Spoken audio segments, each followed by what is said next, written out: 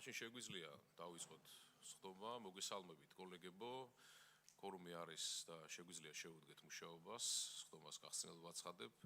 კომიტეტის დღის ეს რიგით წარმოდგენილი არის ერთი საკითხი, კულტურის კომიტეტის თავმჯდომარის მოადგილის პოზიციაზე კანდიდატურის წარდგენა. მე მინდა მივესალმო ჩვენს ძვირფას კოლეგას, ქალბატონ ლიკა შარტავას, რომელიც შემოგვიერთდა კულტურის კომიტეტში და მე მინდა წარუდგინო კომიტეტს მისი კანდიდატურა კულტურის კომიტეტის თავმჯდომარის მეორე მოადგილის პოზიციაზე.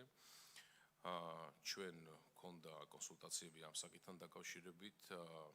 შევთანხმდით, რომ აქტიურად ვიმუშავებთ ახალგაზრდული მიმართულებით, რაც არის ძალიან მნიშვნელოვანი ჩვენთვის, ვინაიდან კულტურა, ჩვენი კულტურის დარგების პოპულარიზაცია ახალგაზრდებში არის ძალიან მნიშვნელოვანი და ჩვენ ამ მიმართულებით ვფიქრობთ, რომ ძალიან ეფექტურ და მნიშვნელოვან ნაბიჯებს გადავდგავთ საპარლამენტო ფორმატში, რაც გვაძლევს შესაძლებლობას და მინდა შემოგთავაზოთ ქალბატონ ლიკას კანდიდატურა კომიტეტის თავმჯდომარის მეორე მოადგილის პოზიციაზე და გთხოვთ უყაროთ კენჭი.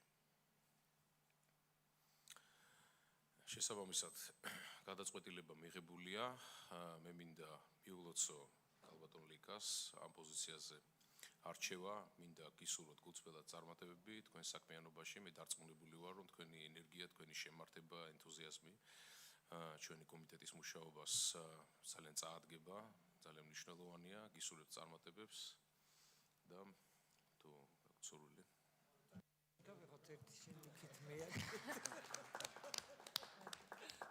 მოგესალმებით, პირველ რიგში ძალიან დიდი მადლობა მინდა გადაუხადო ბატონ გიორგის და რა თქმა უნდა კომიტეტის თითოეულ წევრს გამოცხადებული ნდობისთვის.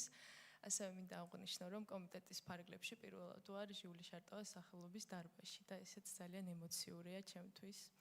რაც შეეხება აღნიშნულ პოზიციას, ძალიან მნიშვნელოვანი და საპასუხისმგებლო, ვინაიდან უფრო აქტიურად ჩავერთვები კულტურის პოლიტიკის ფორმირებაში და განხორციელებაში და აღნიშნულ პროცესში ბატონო გიორგი, როგორც აღნიშნეთ, ძალიან მნიშვნელოვანია ჩვენი მომავალი თაობის ახალგაზრდების ხმა, მათი როლი, შეხედულებების და ინიციატივების გათვალისწინება, რაშიც დარწმუნებული ვარ, რომ თითოეული ჩვენგანი აქტიურად ჩავერთვებით და ბევრ კარგ პროექტს განვახორციელებთ ერთად.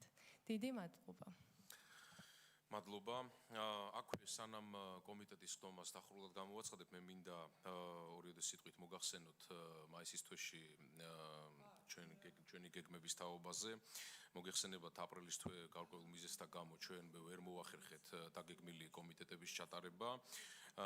მაისის 11 მაისს ჩვენ გეგმავთ კომიტეტის ჩატარებას, სადაც მოვისმენთ მუზეუმების თაობაზე, მუზეუმების შესახებ არსებულ ვითარებას, მოვიწევთ ეროვნული მუზეუმის ხელმძღვანელს ბატონ დავით ლორთქიფანიძეს, ასევე ბატონ გიორგი კალანდიას, ხელოვნების სასახლის ხელმძღვანელს, ასევე რეგიონალური განვითარების მინისტრის მოადგილეს ბატონ დავით იაშვილს, სურაბიაშვილს.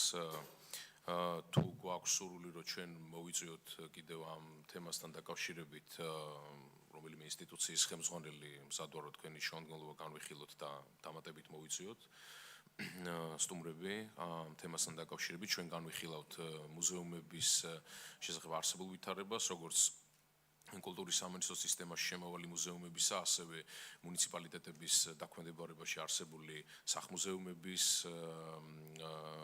თაობაზე არსებულ ვითარებას. ასევე 18 მაისს იქნება გასვლითი სხდომა დარგობრივი ეკონომიკის კომიტეტთან ერთად ჩვენ განვიხილავთ ტურიზმთან დაკავშირებით. ტურიზმის ეროვნული ადმინისტრაციის ხელმძღვანელი იქნება წარმოდგენილი ჩვენთან, სადაც იქნება პრეზენტაცია და განხილული იქნება ამ მიმართულებით არსებული გამოწვევები, საკითხები და გასვლითი სხდომა ჩატარდება კახეთში. ეს არის ჩვენი გეგმები უახლოეს მომავალში. ამას დაემატება ასევე ბიუჯეტის კვარტალური შესრულების ანგარიშის წარმოდგენა. ჯამში ალბათ 3 ან 4 კომიტეტი ჩატარდება მაისის თვეში. ხომ არ გსურთ დამატება რამის? თუ არა, მაშინ შეგვიძლია კომიტეტი დახურულად გამოვაცხადოთ. დიდი მადლობა.